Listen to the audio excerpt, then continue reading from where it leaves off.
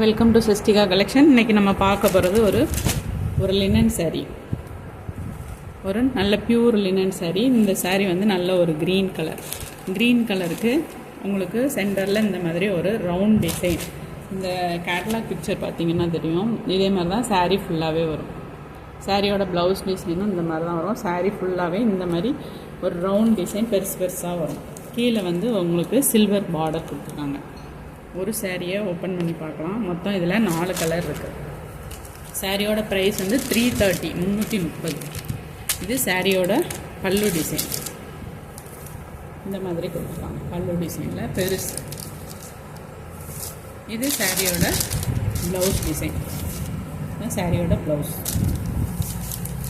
அழகான ஒரு க்ரீன் கலருக்கு ஒரு ராணி பிங்க் கலரில் இந்த மாதிரி வட்டமாக டிசைன் கொடுத்துருக்காங்க.